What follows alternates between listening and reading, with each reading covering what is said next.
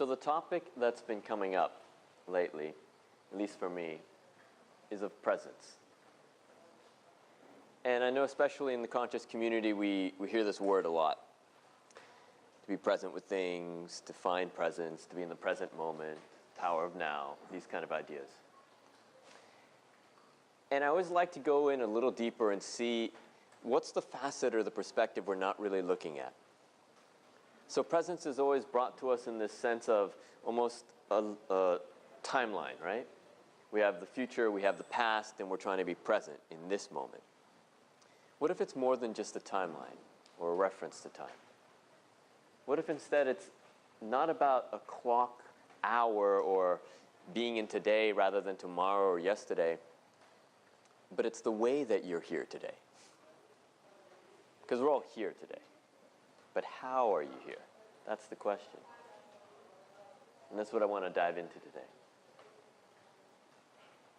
What presence means as a quality of how you're being.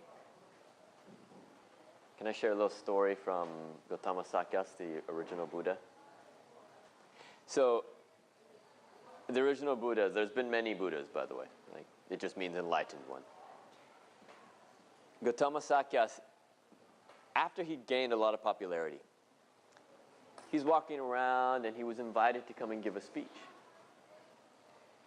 And thousands of followers gathered to hear him, to see what wise words he would share. And they built this massive stage for him to come and stand upon. And as he came and he started to walk up onto that stage in front of all these thousands of followers, he noticed this little lotus blossom growing in the cracks of the steps onto the stage. Just a side note, lotus blossoms are not little, they're huge, so I don't know where the story gets this, but he picks it and he walks up with this up onto the stage. And he doesn't say a word. He's silent. He just stands there twirling it in his fingers. And at first, all the people who had come to see and hear him are just watching like, oh. 5-10 minutes pass and they're like, yeah. An hour passes, they're kind of going, I don't know what he's doing. There's one person in the audience named Mahakasyapa, who becomes the successor to the Buddha, who's just smiling, just sitting there with the biggest grin on his face, because he gets it. See, the Buddha was present. That's what that whole flower was about. He ends up giving him that flower and he leaves the stage. He speaks nothing. This becomes one of his most famous sermons. Had his mind been in the future thinking about all the expectations that these people had, he wouldn't have noticed the flower. Had his mind been in the past thinking of all the other flowers he'd seen, he'd be like, a lotus blossom, I have them in my backyard. So he wouldn't have picked it. But he was present in that moment, and it was as if it was the first time he'd ever seen a lotus blossom. The first time he'd ever twirled and appreciated its beauty. And so that's one way of looking at presence. It's to see the quality of what's here before us. Sometimes we're thinking, especially, let's say with finances or relationships, that we're waiting for something to come to us. We're waiting for it to show up, to appear in our lives. Or we think we have to work or go along some path to progress toward it. It's on the top of some mountain we have to climb. What if it's just here all the time, you just haven't become present to it? Because you're looking with expectation for something you'll recognize as something you've seen before. Can we start to, in every moment, just be curious to see what's showing up? And whether it ties into something we've been thinking about or feeling, doesn't matter. Can we give our attention? I had an interesting thought come to my mind a few days ago around presence. But it was also more around the idea of giving and receiving. I think anytime we are actively present to what's being given, like we have an energy and inspiration there to give. You guys know what that feels like, right? where you just can't help but, like, you have to give something. You have to say something, express something, hug somebody. It's overwhelming and overflowing. That's giving. Half the time we're not really giving, but rather we're compromising. We'll say things like, well, for family and loved ones, we sacrifice because it's good to give. That's out of obligation. That's not giving. That's just a form of taking that you're doing to yourself. And it always rides with a little bit of resentment. And the same goes on the flip side of the coin with receiving. So often we start to try to figure out, okay, how do I open myself to receive something? But really, the way the conscious mind thinks of it is, how do I get this? That's different. The moment it's about getting, that's taking again. So the thought that came to my mind was, is presence the quality of giving and receiving in its own purity? And just really being aware when it's taking instead. And every moment that it's taking, you're no longer present. Because the only reason we take is because we have some scarcity mentality based on the past, or a thought or fear about the future that we won't have something, so we want to take it. Yet we haven't become present to the fact that we have it still. Really easy example. I hear this all the time and it makes me laugh. People will freak out, especially here in Bali, when they come and they're living here more long term, and their budget starts to run out. And they start saying, I have nothing. No money left. And I go, really? How much do you have? Oh, just a few thousand in the bank. That's something. That's a lot. In Bali, that'll take you a few months. But the projection's already there. The presence is already gone to what's actually available. And the thought is, well, but in 3 months I won't have anything. So I have nothing now. See how quickly we jump to that? In relationships, we do the same. A friend of mine who used to live here, he said it perfectly. We were sitting in a cafe, and this beautiful woman came through. And he looked at her, and then he looks at me, and he goes, I think she will be my future ex. And I kind of, what? He goes, well, if we're realistic, I already know that I'm projecting a thought about who she is to me. And it's already not true. And I'm already then creating all these fears about it, and paranoia and insecurities about how it's going to go wrong or I'm not going to be enough. So that's my future ex. He followed it up with another beautiful insight and piece of wisdom. He said, you know, when I forget about all that stuff, then I get to enjoy the experience. And I realize that maybe it's only for those 5 minutes. And then it's gone, and that's okay. Or maybe it's for a month or a week or a year, and then it's gone, and it's okay. What I loved about that, and again it comes down to presence, which, remember, we start to take or stockpile or collect and gather when we're fearing the future. We're fearing our own idea of scarcity, even if we don't have it yet. What I loved about it was this idea that we'll have an experience, especially if it's a really positive one with somebody. And this little story happens in our minds that says, oh, that felt so good. She's the one, he's the one. For life. And that's when we start to hold on. So maybe another facet of when we lose presence is when we gain possession. I'll say that again. Maybe another facet of when we lose presence is when we gain possession. And you might think I'm only talking about material things or when we get possessive in a relationship, but I mean everything in your life. Because how many of you think that you have a life rather than that you're living one? Are you possessive about your life? Do you manage and control things to avoid, let's say, the death of experiences? Yeah, you're possessing your own life. Every possession is impermanent. It's like an expression. It comes and it goes. And because you make it into a possession, it can be taken or given away or lost. Because it's outside of you all of a sudden. Some of my other talks, I often make the distinction that when we talk about love, which is very similar to presence. That love is not something we exchange. We have words that often give that connotation, that idea that I give you love and then you give me love, or I receive love.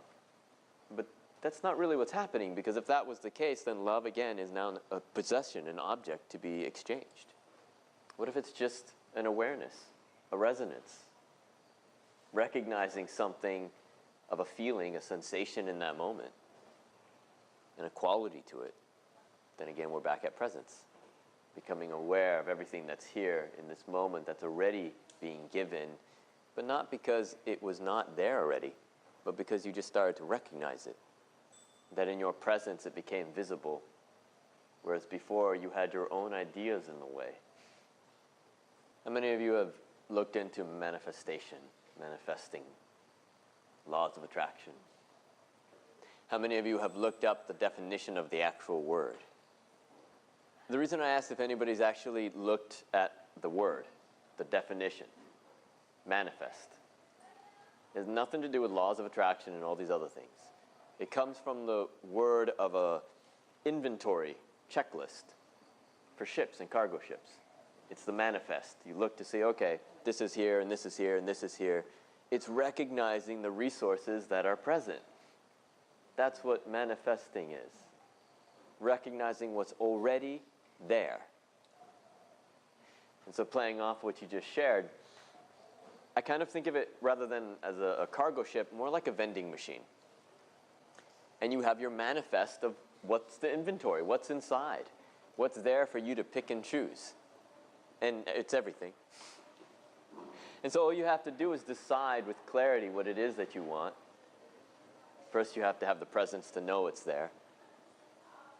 And then with that presence and awareness, you go, oh, it's C035 to get that. And then you have to punch it in. That's the action. You have to recognize and then take a step toward, maybe even pay a little bit. That's just energy and attention. Yeah. And again, if we look at this vending machine, it's like you've got all these things and there's one little slot or tray that's empty, but it's got the title of the thing you were looking for. You're like, ah. But right next to it is a healthier version. Can you let go of the one you wanted? And then as she was saying, sometimes you can't get attached. Actually, you really should never get attached to the outcome of it. Because how often have you put that money in, you put in the code, and it was like, and it gets stuck. And we blame the machine at that point. We start shaking it, rocking it, hitting it. Do you know what the machine is? You. You're the one who has the infinite potential. You're the one with the limitless resources. And when your expectation is not met, because you set an outcome or a result that you desired, and believe that only if that was the result, only if that was what came, that you'd be fulfilled or enough or prove something. And then because it gets stalled for a moment, or maybe redirected towards what's real for you, instead of just your story, what do? You beat yourself up. So maybe the practice with presence is to be curious in every moment of what's available. And then work from that. It's kind of like when you're really hungry and you go to the fridge and you open it up. You work with what's available, right? Well, some of you might get upset because certain things aren't in there. You haven't gone shopping for whatever ingredients you want yet. You had an idea of what you wanted to do. If it's just a snack, you go and you just open it up. And you get creative. You can do the same with life. Yeah. If you're trying to change that, you're not really accepting it. I don't know. Yeah. You know what That's a great question. So your question is, if I'm understanding correctly, how do you accept something if you still want to change it? Yeah? We have to redefine acceptance. Now, acceptance generally is defined as something that no matter what the situation is, whether you like it or not, you just have to deal. That's not acceptance. That's tolerance. There's a big difference. Acceptance, for me at least, is simply recognizing the reality of this moment. That's it. Just recognizing what's real. You don't have to like it. Most of the time, we don't. That's why we're not accepting it. But just recognize it for its truth. Because only until you do that, you have nowhere to step from. Change gets to happen, but you have to know what you're changing. I'll put it differently. Have you ever gone into a situation or maybe even assumed something about somebody, and so then you started on the path of change? You wanted to change them, to think better, do better, feel better, behave better. But you haven't first accepted, meaning gotten curious about the reality of what's going on. Why maybe that person or this thing or that experience is happening. And for some, if you have done that, you might have found when you dove into it, you're like, oh, well, that's got a reason. Okay, it's okay then. With acceptance being both a recognition and an understanding, how do you define understanding? Let's say you arrive here late because of traffic. Getting angry about the traffic, having the reason of the traffic, having the reason of rain, having an understanding of your justification, does it change the fact that you're late? Is it not just easier to say, I'm late? Recognize that, and then from there, take the next step. We spend so much energy trying to reason and understand and explain and justify why we've found ourselves in this situation or this place, or why certain things have come in as they have, rather than just seeing them for what they are, looking at the deck or the cards you've been dealt, and deciding how to play them. But then, when you know that you cannot change anything, yeah, it's a nice way to just accept it. In the traffic, I do that all the time. I just calm down because I know I cannot do anything. But when you see, or you feel, or you think that there is a way to change it, how you wouldn't put any energy to try to get that? I hear you. And I'm trying to make a really important point here. It's not about whether it gets to change, you get to change it, it changes itself. I'm saying the first step has to be the acceptance. Because without it, you don't know what you're changing. You don't know what's there. So with the acceptance is just the awareness. That's where we come into the presence of it. We go, oh, this is what's going on, and I accept it for its reality. Now from there, you can take a step. From there, you have a power to do something.